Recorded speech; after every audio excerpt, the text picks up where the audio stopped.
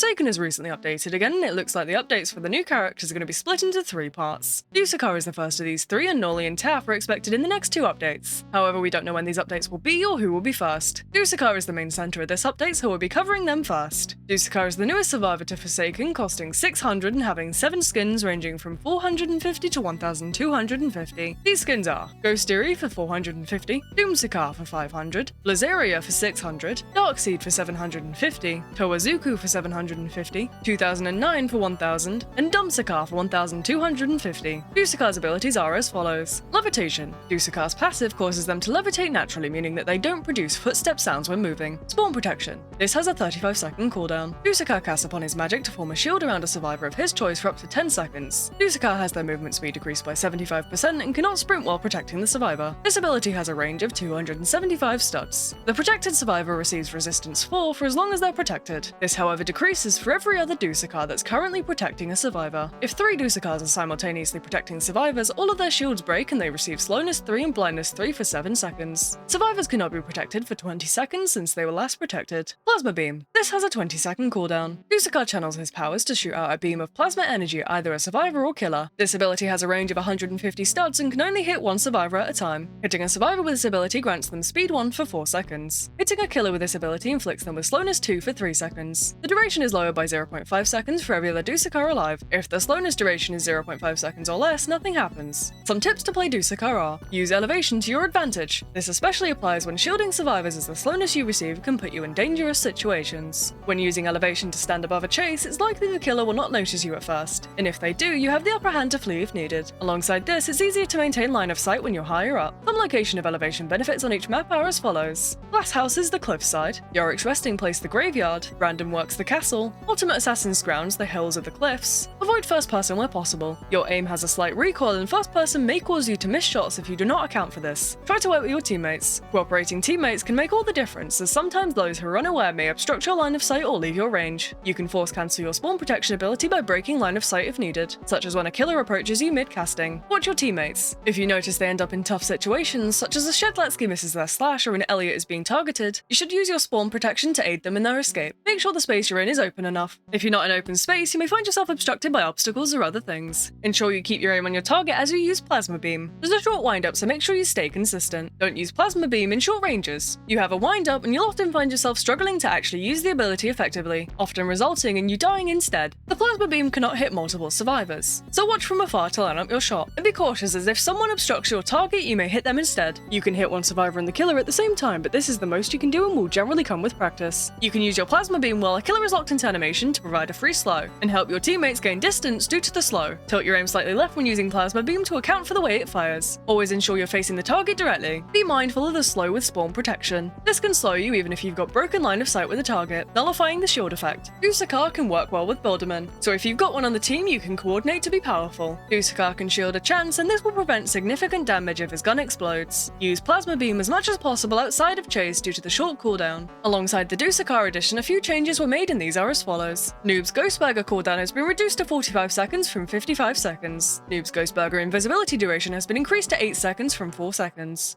007N7's clone now removes slowness from them if they take damage. 007N7's clone cooldown has been reduced to 25 seconds from 40 seconds. Hitboxes have been tweaked to make them more responsive. And that's all from this video. I'm really enjoying Dusekkar at the moment, and I have high hopes for the other 2 characters as expected in this chapter. It's likely that there'll be 3 parts, each adding a new character as implied in the Discord. Dusekkar's update was referred to as one of 3, which leads me to this conclusion. I'm looking forward to seeing the abilities of the other 2 characters, and I'm excited to see them be just as unique. If you enjoyed this video, make sure to like and let me know what you think in the comments below. Remember to join my Discord to interact with the community, suggest future videos, ask questions, and so much more. I'll be discussing content here more as we go, and I want to hear from you guys as to what you'd like to see. Feel free to join if you'd like to have your say, or you just want to talk to me, as I chat in there all the time. That's all from me for now, and I'll see you guys next time.